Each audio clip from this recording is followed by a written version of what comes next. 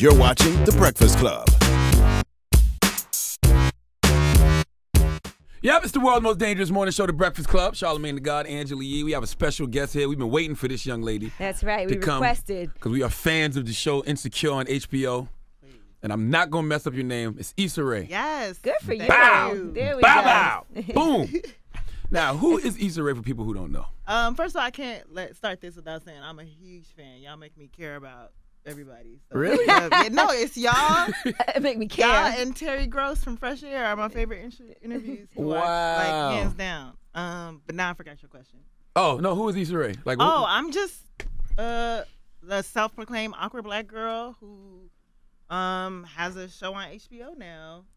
that's a I'm big a writer, deal. producer, awkward black girl. They don't usually give black people in general, but black women on HBO, a show that you're starring in, you executive produced, right? Created. I mean, it's been a long ass journey. I heard like 2 years, right? Well, with them, 3 years, but like I've been doing this for about 9 years. Her YouTube Wow. series. Which, The first YouTube series I ever created was in 2007 when I was a senior in college, and then Awkward Black Girl is the series that kind of defined me and launched my career, and that was in 2011. But I had 2 other ones before that one that were moderately successful, but this one by far is what launched my career. So you kind of like an internet star. We don't give internet stars enough credit because it's always like the A-Towns and It is. You know Because what I mean? those are the real. did you just compare her Wellmans. to A-Town? No, I'm just saying, like, this is a You real. know this A-Town is just signed a this deal is with Soulja Boy, just so you know. No. Are Nobody you cares. kidding me? He really did. They just, okay. But He's anyway. a certified. Like, she got an HBO show out of this. Yeah, but I still don't. I was never an internet star because they have like millions of viewers every day. Like people don't really check for series in the same way that they do like one-offs or blogs or Right. personalities. So we very much had to build from the ground up, and I credit for sure the viewers of this show of Awkward Black Girl for the reason that I have a show on HBO now for sure. Now, I had a chance to get your book as well. Which, The shout out to Misadventures you. of Awkward Black Girl. And I know you went on tour last year. I did. And it's a great connection because I feel like I'm really awkward all the time too. And you're kind of like the female Seinfeld or something like that. Or maybe like Curb Your Enthusiasm, Larry David, Yes. in a way. I with grew up weird. watching their shows. I mean, Seinfeld for sure, and then Larry David. I love how they take the minute, like the stuff that everybody goes through, the little things, and they amplify it and they make it funny. And I love just like relatable humor where you're just like, oh man, I just went through that, or oh that's me, Right. And then you rap in the mirror about it. I do rap in the mirror about it. In the show, it's a way to just get that angst out and the frustration out. Is just like I'm gonna rap in the mirror because I'm not gonna say this out loud, So you don't do that in real life? No, I don't do. No, I kind of felt like you do. I did too. I was like, that's kind of dope. Like, that's better than a diary. You know how many No. people probably be at home rapping in the mirror now after they watch Insecure? I mean, if it works for them, but no, I'm not really. I don't have skills like that. I'm more of a journal silent writer, and I am a bit more honest in real life. Like if something's bothering me, if I want to get something off my chest, I'm just gonna say it. I've had to learn to do that. How more honest can you get than telling your friend she got a broken? That's pretty honest. It's real. It's the truth. But you can do that with friends, like close friends, and especially in the show, that relationship is meant to be like we're supposed to be real with each other. Right. And there's some things that you keep from your friends, and eventually you reveal to them, or sometimes you don't. But telling her she had a broken, like that was the truth. Shout out to Yvonne Orji who plays Molly. broken By the pussy way, friend. how much of Molly's character is influenced by Tony Childs? Because I think she reminds me of Tony a lot. I was a Girlfriend's fanatic. Girlfriends was amazing. Yes, and y'all paid homage to them Oh, on the heck first yeah. episode. I was like, okay, I'll rock with this show. Heck yeah. I think Mara Brock Akil and her show definitely paved the way for what we're doing now. But the character of Molly is actually based off of like one of my real best friends. And it just so happens that Yvonne really resembles She Tony does, Childs. yeah. She resembles Tony Childs and I can't remember the other actress's name, but she's made that character her own. But yeah, there's so much influence from Girlfriends for sure. Now, I'm trying to decide if I feel sorry for you or for your boyfriend on the show. Ooh. Because I'm not sure who I feel bad for. I feel sorry like, for the boyfriend, but you I'm do? a man. So Well, but he's also like not doing nothing. he's trying. He is trying. Why y'all can't love He a man's wasn't trying ambition? that hard though. Because she's been with him for And it was her 5 birthday. years. He's been unemployed for 4 years. ain't trying and that down in the hard. dumps for like, 2 or I 3. get it. If he was rapping, I'd be like, all right, leave him. No, but I mean, he is trying. He wanted to do his app. It didn't work, and he is kind of crippled by failure. He's depressed, and she doesn't know how to deal with that. So it is like a very much, you have the right to feel bad for him. Right. At the Anyway, end of but the then day. I felt bad like your birthday. He f***ed on my I don't birthday. care and how it's okay. depressed Like, you are. If it's my birthday. the one day where Right. you just have to make a difference, like make some sort of effort, and he took me to 7-Eleven to run a bread box. It wasn't even like Struggle love. You heard Jaheim. Jaheim's have that struggle love, man. you went in on Jaheim. I didn't mean to. You got to stop mentioning his name, man, because it never goes well.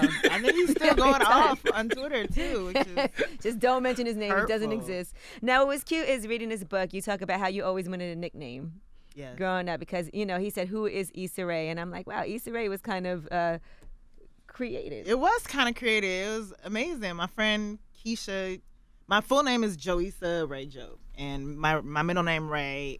I was named after my aunt, my mom's sister, who was the first like artist in our family. She was the first one to like pursue it professionally. She was a visual artist, and she always just bigged me up and was super encouraging. And passed away. And my friend just randomly called me that nickname on Facebook. She was like, "Oh, hey, Issa Rae, blah blah," and I was like, "What? Nobody calls me that." I got a nickname. But I was like, oh, I love that because she had just passed, and it was a way for me to pay homage to her. And I was around the time where I was like, I'm gonna take this like pursuing film thing and this TV thing seriously.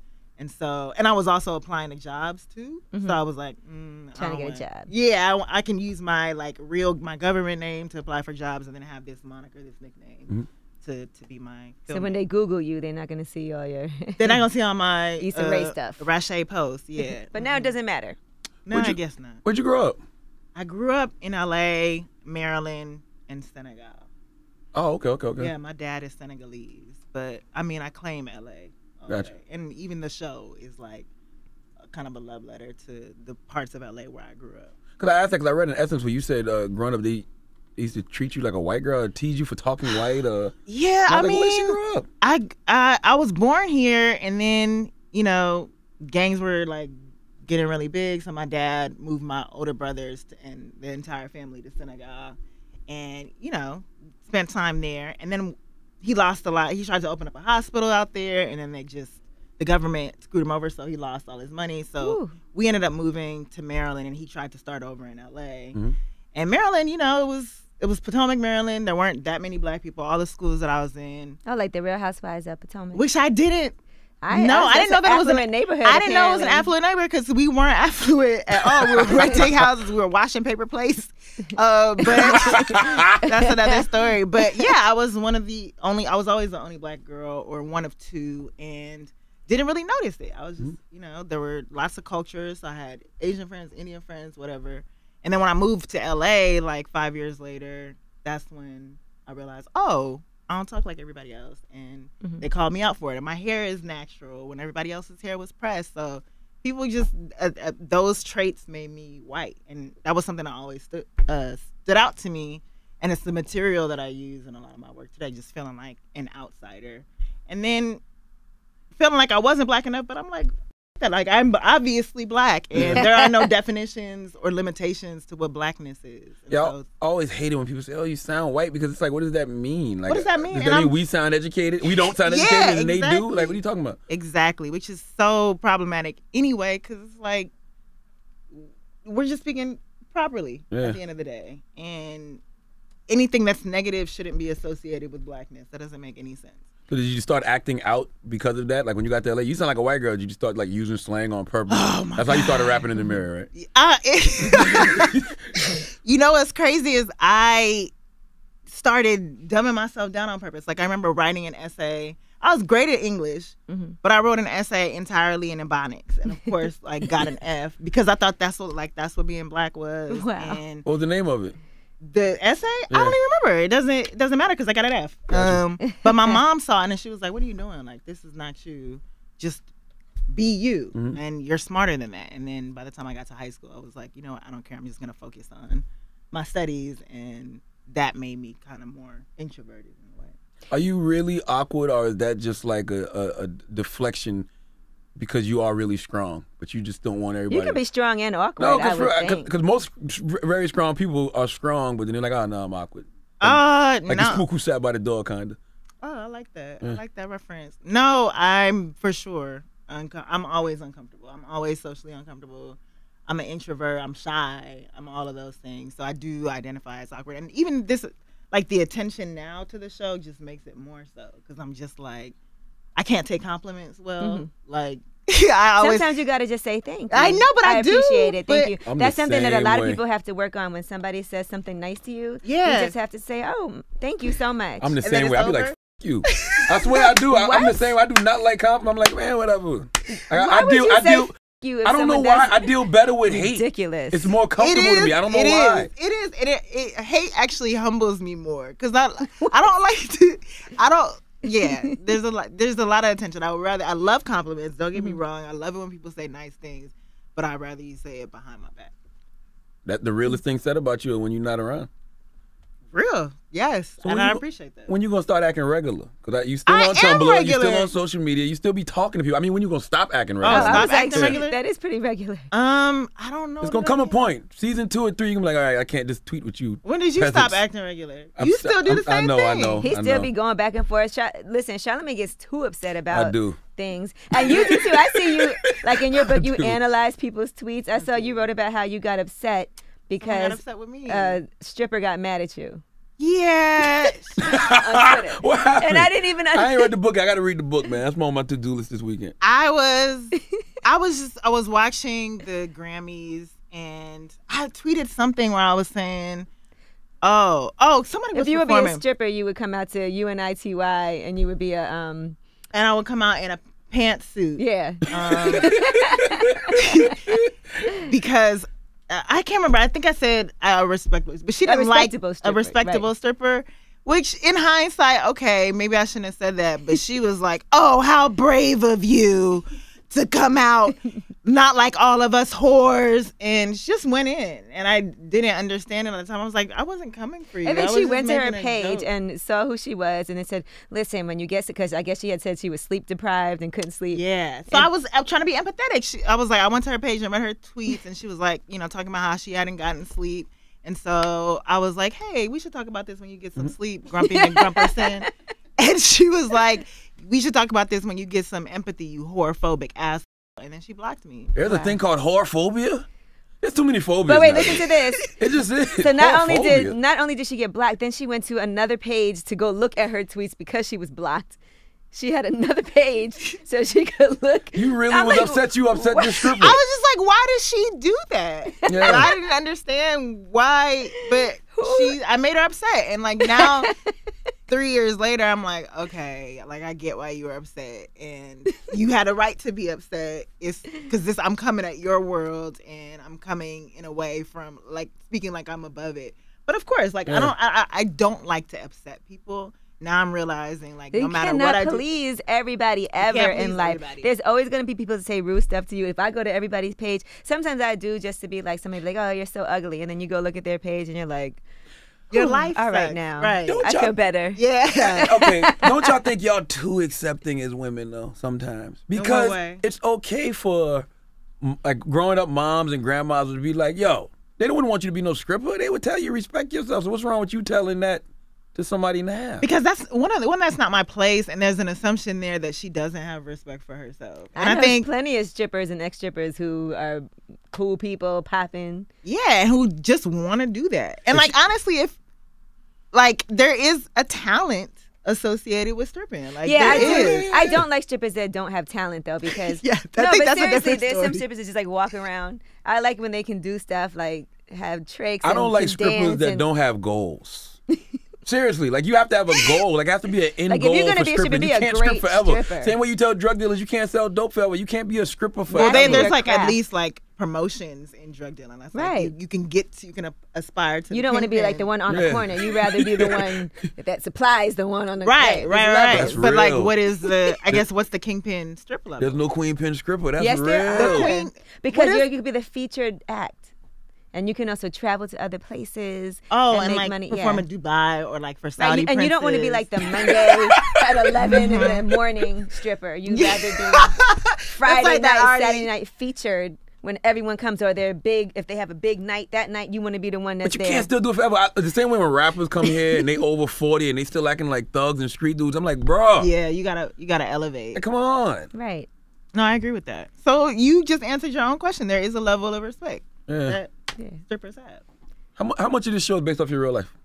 I say that this character is like, 80 to 90% me. If I didn't know what I wanted to do and if I made different decisions in life. And I think I'm a bit more empathetic than she is. But for the most part, it's me. Yeah. Well, that's awesome. And Charlamagne, I did tell him he has to read this book because I found it to be quite entertaining. And I actually know some people who work at the publishing company. They were saying on your tour that people were crying. Like she said, she almost cried just hearing some people's stories because a lot of women, they don't get to see stories about people who are just regular, awkward, not, had this glamorous life. And it is something that people can relate to. Which makes me happy because that's really, like, we're just trying to remind people that Black people are human at the end of the day. And we're not shunning the fact that we are Black. Like, that is very clear. Of course, we address racial issues, but I'm so tired of seeing shows where, like, race is the burden or, like, racism stops things. And I say, like, to me, in the life sentence of being Black, racism, for the most part, is, like, the comma. Like, we're so used to it. We're just, like, this... I'm still going to go about my day. I'm still going to pay these bills. I still got to deal with these relationships. Occasionally you get like a period or an exclamation point where you're like, hold up, okay. Did you just call me nigga? Yeah, did you just call me nigga? Nah, I got it. But for the most part, like, that's just, we deal. And that's how we want to address these issues in the show. And it's just a very, like, real way. I have a level of respect for you because you're so dope and you're smart, but my level just went up because you still have the tag on your coat. And that's the type of person I am. Like, I am that. You gave me this to wear for an appearance. I came to New York for this. But I do love this clothing company. Shout out to Theory. Yeah. Now, I wanted your opinion on this. You got it, Q? These Spanish and these white hoes, they just start getting finer than the mother. Y'all Black hoes better tighten up. Y'all doing all that extra for nothing. You getting your ass done, get done, and you're paying $150 to get your makeup done just to go to a local club. These Spanish and these white hoes is getting very spiffy on y'all. They around and learn how to fry chicken. You hoes is useless. Let's see if this media training been working. How you feel about that? I mean, I just want to know what Black woman listened to that and was like, oh shit, I gotta tighten up. Because Trick Daddy said so. Like, no. Yeah. So I'm just like, who is this message? Who listened to that and who did it get through to? Because I didn't listen to it and go, oh, well, he's spoken. He doesn't want me. He doesn't want me. God dang it. I'm going to lose Trick Daddy. So. I gave Donkey the Day the trick this morning, but I was talking to women too. I'm like, why do y'all, it's Trick Daddy. He's going to say what he says. Right. I don't agree. He loves the kids. But I also don't care. He loves the kids. He also loves the hoes. Right. But yeah, it is indifference. That's what I feel. I don't care. Like, I'm watching all these women go in on them yesterday. I'm like, why are y'all wasting your time? Y'all got nothing better to do. I think we just always like have to remind people, like, don't try us. And people constantly come for us. People constantly come for Black women. And yes, I can understand the anger because it's like all the time people are coming for us. But he does not matter. That's why you named the show Insecure, right? I think so. Yeah, I think that there's just there are multi levels. Like, there's the insecurity of being Black, and that the definitions of that. There's the insecurity of even being in the workplace, which we address, and having to juggle multiple identities, and of course, in a universal way, like the relationships. And then just I'm coming on the narrative of, like, Black women are constantly portrayed now, which is amazing, as flawless, fierce, like all these things, like magic, and I just remember just not feeling that way. There's a journey to get there, and that's kind of what we want to show. I call it the prequel or prelude to Black Girl Magic. and we're gonna watch these characters kind of find themselves. You know, as a man, it's something that I'm starting to just have empathy for, because I didn't know black women felt that way. Like, I'm dead serious. Like, I grew up around strong black women. They were always the strongest people to me. So it's just like, you know, and when I hear you say that, I have conversations with people like Crystal, and I'm like, I didn't know y'all felt this way. Like, I really did not know black women felt insecure and not worthy. I mean, because we don't really get the outlets to be able to just be vulnerable and be like, you know, I keep going back to this word regular, but just, we are regular people. We're just like any other women. And I think a lot of the burden is placed on our shoulders, in a sense, to be this strong person and to push through and to just ignore stupid like Trick Daddy, you know, like, and that's just, that's unfair to us. Now, one thing that struck me was you also talked about weight issues, and you know, and you said, I forgot who you said picked you up from school but called you fat. It was my grandfather. Your grandfather was like, bless him. You're getting fat. Used to be fat? I mean, But Charlamagne calls people fat all the time, and I always tell him how rude that is to just say that. I'm an equal opportunity fat shamer, though. I don't just go you fat on women. Skinny people too? No. It depends how skinny. Then that's not equal opportunity. But we black, when we see a skinny person, we like, he either got AIDS or he smoked crack. No, but I don't think I've never said those things. That stereotype has changed. What is wrong with you? I don't never think that. Never said. What? I never. Okay, he was sick. I didn't mean, not AIDS. Was sick. I'd be like, he could eat some. You know, he needs to eat. That's it. I don't think that. But it is true. Like, you can't just say things like that to people because it is harmful. I just want people to be healthy. To them. Yeah, you can be fat and healthy. You could be skinny and healthy. You could be whatever size and healthy, I think. But yeah, I fluctuate in my weight all the time. I'm on my Luther stuff. And she was also one of the original catfishes, by the way. I used to catfish people online. I was like, what? You're beautiful. Whose face would you use? This is when I was 11 years old. Oh. Talking to grown men. Talking to grown-ass men online. But I was like... So your first TV appearances were to Catch a Predator then? Yeah, you were, hey, who were these sick? I'm well, they didn't know. I could have been. Thank God. Yeah, they did not know. She didn't say I'm 11. No, I would say that I was like 19. 19 was like a sexy age to me when I was 11. Like, I'm 19 female Cali, you know. So. But yes, definitely I agree with that. Thank God I didn't get, you know. It's interesting on Insecure, you seem like you're just embracing adulthood, but you're 30. Like, women mature faster than men, right? Is that true? I don't know. No, because it's hard, because you're still at a point where, like, you know, a lot of women are 30 and they still aren't where they want to be in their career. They don't know exactly. It's a different day and age. Like, it is, and I feel like you get a lot of you still get excuses when you're 20. People still say, like, oh, she's just 20-something, like, let her slide. But when you're 30, like, nobody's giving you excuses. They just like you just said, people are like, bitch, you're 30. Like, yeah, have it together. A lot of people don't. Yeah. You don't know what you're gonna do with your career. Your man is still on the couch, not without a job. Am I gonna marry him? Do I need to break it off and move on and think about my future? It's that time. It's and not I think like, you're still doing adult things in terms of paying bills, and you're living on your own, and you're in these relationships, but I still think you kind of come into yourself and are more nonsense, or are absolutely positive who you are by the time you hit 30. Well, Biggie Small. Biggie said being broke at 30 give a nigga the chills. So all through my 20s, that's all I thought about. Like, I just cannot be broke by the time 30 comes. And TLC's No Scrubs.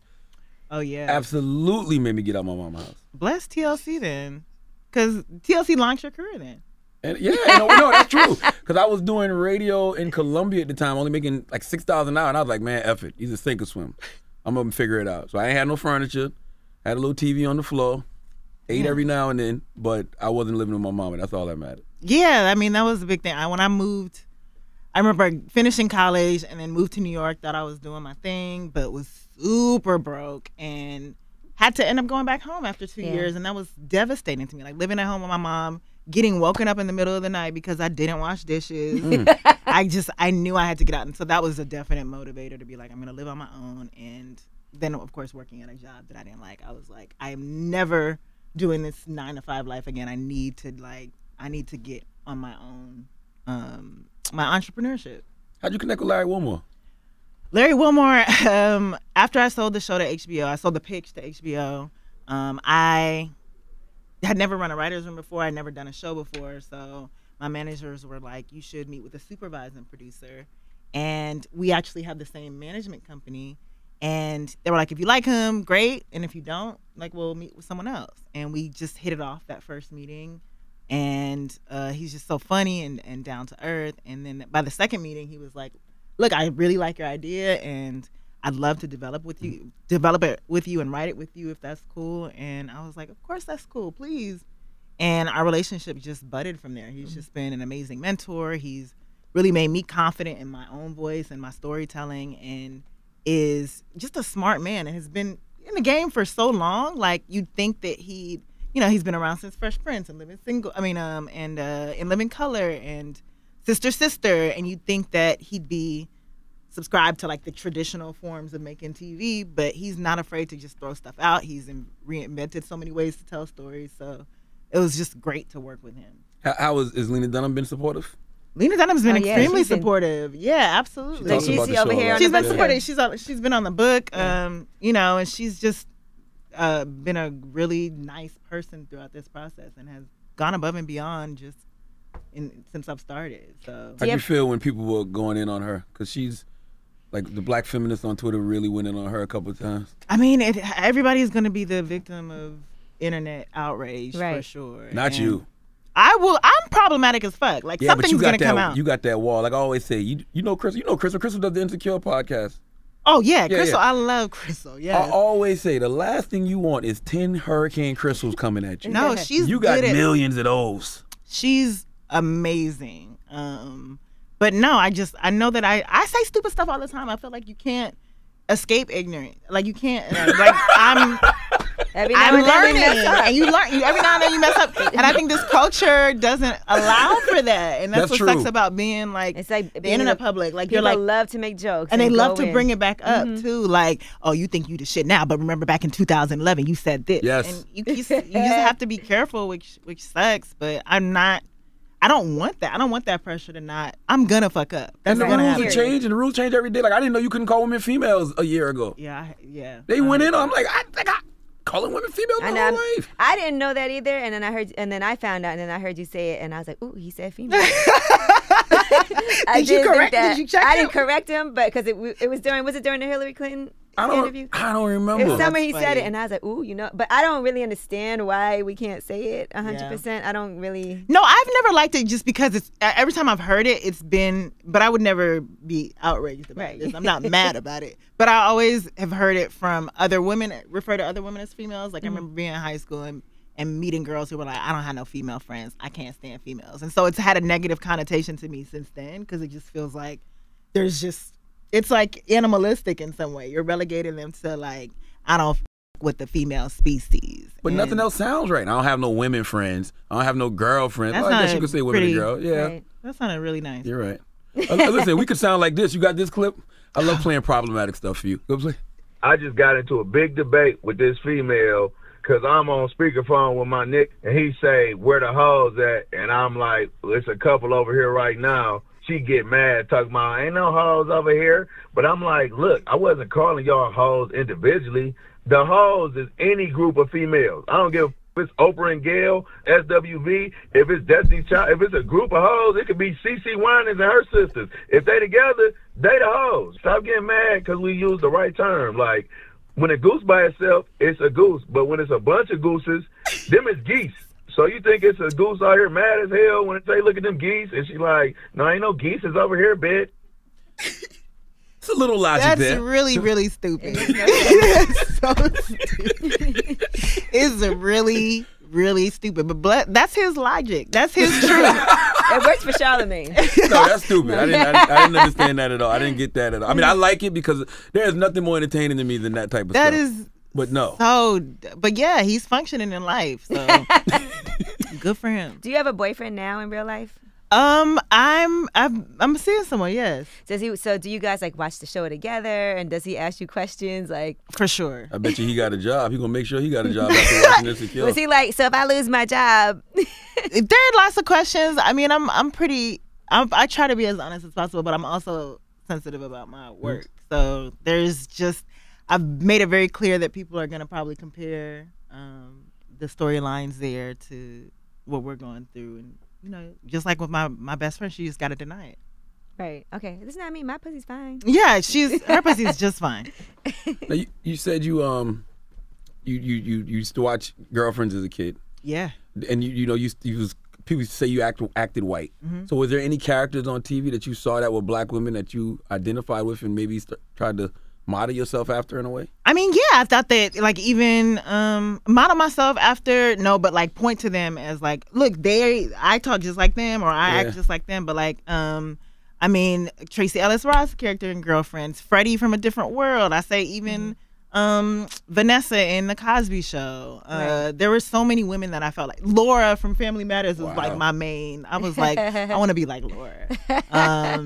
And so there were so many characters that I felt like I could at least identify with, but then that completely changed when I got to college and they were all gone. It was just like reality show women, which, you know, I love reality shows, but I just couldn't relate to any of those women or their friendships or non-existent friendships. And so that, like, I was fed up. I remember the first time I got like completely fed up with the depiction of black women and just reality characters was when, did y'all watch Flavor of Love? Yeah. When she shit on the floor? That's so funny because I just played that for somebody like last week, no lie. I said, do you remember when Sister said, who was it? Something, yeah. And I just played that clip for my friend because she didn't see it. But oh my gosh! And then she still stayed. Right, and then he was outside the bathroom. She did not dismiss her. Okay? Yeah, which was crazy. But I was like, this is gonna be seen around the world, and it's already disgusting that we're vying for this particular man, like as a collective, and like we don't have other options. But it was just.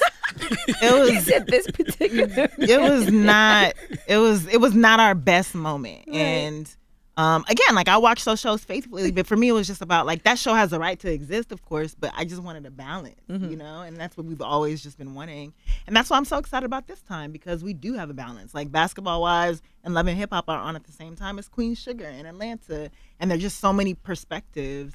And I feel optimistic that that'll continue. I just pray HBO is giving you the support you need. They're giving me 100% support. Like all my LA friends have hit me like, "Oh, I just seen your billboard." Yeah, definitely. And even out here, I saw you on a bus. I just saw me on a bus this morning. This was my first time seeing me on a bus. And I had a lot of people hitting me up about it too, even before. Yeah. And then it's good. The work speaks for itself at the end of the day. Like it's a great show. Like me and my wife, I don't do too much appointment TV. I appreciate the love that you have been showing the show, and you know Prentice Penny, our showrunner. Yeah. I told him Prentice because he did the show. We were on Fuse. He actually had created that show, and we did a couple of episodes. Yes, of the that's right. So he's one of the main people to hit me up before the show started. Like I'm working, like way before I even knew. Like I'm working on this show. Bless that man. He's just another great mentor, and just so happy to have him to like usher this show in, and has just been instrumental about like there's just no egos here. Like even Melina Matsoukas, and you know, she's been amazing in terms of lending her creative vision, but everybody on the team is just A+, and not to mention the cast. She was a video director that did a lot of Beyonce, Rihanna. She's just outstanding, and I feel like this is for sure her time. She's gonna be continuing to work. Well, Insecure every Sunday at 10:30. Thank you guys HBO. for all of the love. No, come anytime. Promote whatever you want to promote. Absolutely. We appreciate it. We know by season 2 you might be over us, but you know. I'm a legit fan, y'all. I watch all the interviews. Well, most of them. You saw when he made Little Mama cry? I did not make Little Mama cry. Of course I saw that was 6 years ago. That was I did not do that. That was not one of my proudest moments. Black women will not let me forget that. But it produced one of the greatest memes ever. That meme where she has the tears in her eyes is the best. See, this is why it's confusing. Right. No. I still don't think you should have gone. Okay, that was you were very. Okay. Don't be confused. There's no confusion. It was like if Lemonade was made just via that meme because it's so appropriate for so many things. That was 6 years ago, though. I'm a different man. Exactly. That's what I was saying about people bring it up. That's why. I'm serious. I've grown. I've evolved. She came back on the show since then, though, right? She has. You apologized to her, right? Oh, he wouldn't. No. I'm gonna tell you why I didn't want to apologize. Because I think I truly feel sorry now. At the time she came back, I still wasn't like, I don't feel like I did anything wrong. But now I feel like I was like, you know, I was a little bit harsh. Yeah. But yeah. I'm not gonna beat a dead horse. We're growing. That's all. I think that's part. You're allowed to grow. Yeah, I don't know what it is. I got 2 daughters. I'm married, but I just think I really did not know black women felt the way they felt. Right. And I even think about like my mom, right? My mom used to be in her room listening to Lauryn Hill, X Factor over and over. Oh. And I used to think she just used to like the song. But as I get older, I realized like, damn, my dad was really putting her through it. But she would never show us that. So I think that's one thing black women do. They don't show when they are down like that. They don't show it. So that's they're forced to always be strong. Sad song when you break up to listen to X Factor. It just says everything. Even if you're not going through nothing, I know it makes me want to go through something sometimes. Somebody hurt me. So, but it's like, as a man, we've been believing the illusion all these years that black women are just indestructible, unbeatable, but they go through it just like the rest of us. Yeah, because y'all put us through it sometimes, and you do. So we're all human. That's just it at the end of the day. And yes, I do think that, I'm biased, but I feel like black women are just bomb and very, I don't know. Black women are amazing. You sure? But, play Trick Daddy clip again. My hose is lit, okay? So I don't know about y'all. But no, I do think that, we just want to show them being vulnerable and regular women. Thank you, Issa Rae. Thank you for coming. It's The Breakfast Club. The Breakfast Club. Every weekday morning. Tune in.